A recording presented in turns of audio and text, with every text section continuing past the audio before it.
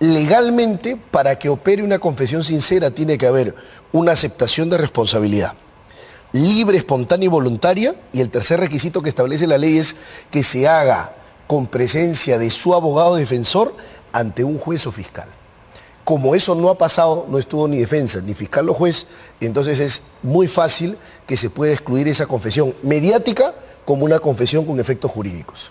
Ya, entonces, a lo que voy es que ella hace esta, entre comillas, confesión sabiendo que no era una confesión legal y que por lo tanto no le iba a afectar. Para los efectos jurídicos del proceso es irrelevante esa confesión y de hecho tanto es así que ella en el propio proceso niega la acusación y se declara inocente. Se suspendió el cobro del peaje en Conchán por atentar contra el derecho al libre tránsito, mientras que luego de 5 años desde que Susana Villarán admitió públicamente haber recibido millonaria coimas de Odebrecht y OAS, hasta hoy no enfrenta juicio ni ha sido sentenciada. El abogado Benji Espinosa indica que su confesión, al no haberse hecho ante un juez ni bajo colaboración eficaz, carecería de valor legal.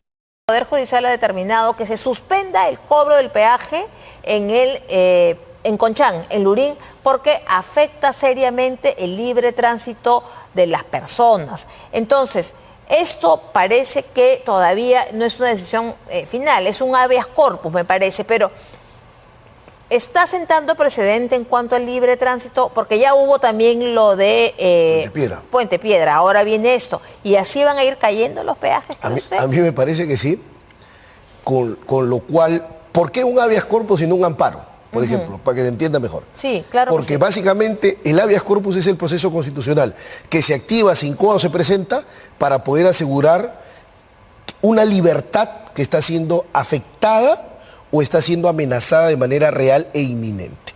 Entonces, en este caso lo que se ha planteado es la afectación no de la libertad personal, la gente no va presa, sino de la libertad de tránsito, ¿correcto? Y entonces acá ha considerado un juzgado constitucional que tiene la razón. Ojo, esta no es una decisión todavía con cosa juzgada. Podría una sala, vía una apelación, revocar esta medida. Ojo, o el Tribunal Constitucional, eventualmente veamos cómo se va el procedimiento. Pero sí marca, digamos, un segundo antecedente, porque el precedente se marcó en el caso de Puente Piedra. Ahora vemos el caso de Conchán y podría aplicarse a otros peajes también, ¿por qué no? Ahora, el alcalde de Lima ha dicho que él se va a allanar, es más, ha celebrado esta decisión del Poder Judicial, que en otras circunstancias quizás un alcalde de Lima que vería afectado los ingresos de la municipalidad diría, no, pero es que esto tiene un origen, digamos, irregular, por decirlo de algún modo. Doctor, en mayo van a haber pasado 5 años desde que la exalcaldesa de Lima, Susana Villarán, dijo que ella había recibido ilícitamente aportes privados.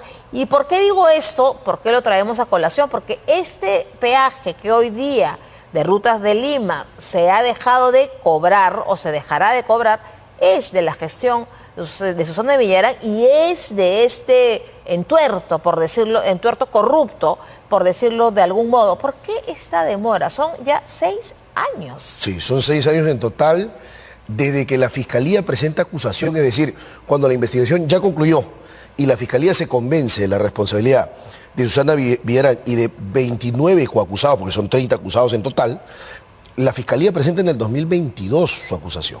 Lo primero que hay que llamar la atención es por qué se tardó tanto, por qué recién a fines del 2024 se emite el autoenjuiciamiento. O sea, se acaba la etapa intermedia donde se controla la acusación. Hay un primer tema que hay que analizar. ¿Por qué tanta demora en controlar una acusación que se supone que si ha merecido autos de prisión preventiva es porque la acusación es viable y va a pasar a juicio, en primer lugar? En segundo lugar, en el interín de fines del 2024 al 2025 se aprobó una norma que reforma el Código Procesal Penal y permite, pero esta es una medida buena, ojo, hay que explicar. ¿Permite la apelación? Permite la apelación del autoenjuiciamiento en un solo extremo, en el extremo de la imputación necesaria, para que nos entienda la audiencia. El derecho que tiene todo investigado a que la imputación en su contra, los cargos en su contra, sean explicados de manera clara y precisa. Antes no había apelación. Y por eso es que hemos tenido el problema del caso Cócteles. Claro, si esta norma hubiera existido en caso Cócteles, no se hubiese perdido tanto tiempo. Pero claro, en este caso con Susana, depende de cada caso el beneficio o el perjuicio. Yo le quiero recordar a los televidentes que en mayo del año 2019 la señora Susana Villarán publicó en sus redes sociales una sincera confesión y también dio una entrevista. Recordemos en esta publicación que ella hizo en mayo del 2019, ¿no? Ella dijo entonces que siempre supe de los aportes de la empresa a la campaña del no a la revocatoria. Tomamos la decisión, José Miguel Castro y yo, de procurar y aceptar los fondos de campaña. El momento grave que vivía la ciudad hacía necesario que la campaña ciudadana que movilizó a miles de personas se fortaleciera con publicidad política de gran nivel para enfrentar el sí a la revocatoria. Significaba impedir que la mafia política se apoderara de la Municipalidad de Lima, entrando por la puerta falsa para beneficiarse con el suelo urbano, con las inversiones privadas y mantener la lucrativa informalidad en la ciudad. Y luego finalmente dice, ¿no? Cometí un grave error, permitir que empresas que tenían proyectos privados de la ciudad financiaran la campaña. Cometí un grave error, pero esto no fue un error, esto fue más allá que un error, esto fue un delito. Delito. Sin embargo, la defensa de Susana Villarán podría deslizar este argumento. Me pongo en esa situación. Podría decir, hubo una confesión mediática a través de los medios de comunicación, pero que finalmente no tuvo un carrelato en el Poder Judicial. A eso voy. En el proceso judicial. O sea, la señora Susana Villarán, 6 años después de haber hecho esta confesión en redes sociales, de haber dado una entrevista radial, decir sí, OAS y Odebrecht financiaron la campaña del no a la revocatoria y su campaña de la reelección, que cuando ella después le da los peajes en concesión, es decir, había un intercambio de favores, pero esto no es incluido en el proceso judicial, ¿es así? Exacto. Sí, porque en realidad legalmente para que opere una confesión sincera tiene que haber una aceptación de responsabilidad libre, espontánea y voluntaria, y el tercer requisito que establece la ley es que se haga con presencia de su abogado defensor ante un juez o fiscal. Como eso no ha pasado, no estuvo ni defensa, ni fiscal o juez, entonces es muy fácil que se pueda excluir esa confesión mediática como una confesión con efectos jurídicos. Ya, entonces, a lo que voy es que ella hace esta, entre comillas, confesión sabiendo que no era una confesión legal y que por lo tanto no le iba a afectar Yo a su creo proceso. Que sí, porque... O sea, lo hizo a propósito. Porque siempre ha tenido abogados defensores que podrían orientarlas, entonces a lo mejor se podría haber entendido como que ella estaba aceptando responsabilidad y autoincriminándose, ¿correcto? Como para poder menguar la responsabilidad o exonerar de responsabilidad a sus otros coimputados. Sin embargo, para los efectos jurídicos del proceso es irrelevante esa confesión y de hecho tanto es así que ella en el propio proceso niega la acusación y se declara inocente. Entonces, ha sido una estrategia.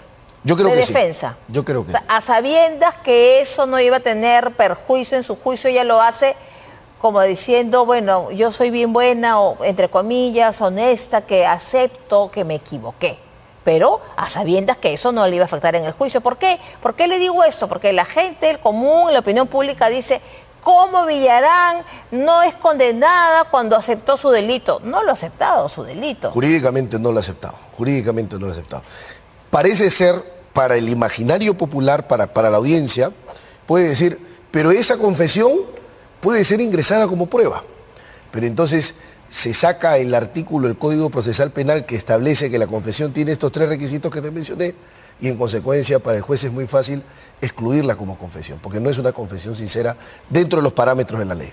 Entonces, esto ha sido, como repito, una estrategia de defensa de la señora Villarán. Entonces, va a ser bien difícil probar o va a ser bien difícil condenar cuando ella se declara inocente, pese que simplemente ha hecho una confesión mediática. Con lo cual, lo que nos queda es ver la solidez y consistencia de la acusación. Ojo, porque, digamos, la diferencia que tiene el caso Villarán con los otros casos de aportes es que en el caso Villarán se está planteando una contraprestación. El aporte a la no revocatoria, a la campaña del no para que se mantenga como alcaldesa, como consecuencia de tratos ilícitos en procedimientos de contrataciones a OAS, a Odebrecht y a otra empresa constructora. Claro. Esa es la diferencia que tiene este caso. Claro, la diferencia con el caso de Ollantumala, por Exacto. ejemplo. Pero con Ollantumala hubo después contratos con las empresas brasileñas. Hubo un gasoducto, por ejemplo. O sea, se hablaba de, entre comillas, una coima adelantada. Claro, pero digamos, en el caso de Ollantumala, por ejemplo, se ha dejado y su condena no corresponde al gasoducto, pero el gasoducto tiene otra investigación que está en acusación. Se han separado. En cambio, en el caso Villarán sí está concentrado. El tema de la corrupción conectado con la imputación de lavado de activos. Bueno, qué interesante. Y entonces, doctor Benji Espinosa, usted tiene sobrada experiencia penal.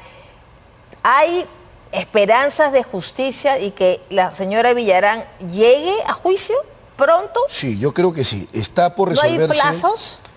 A ver, ¿qué pasa?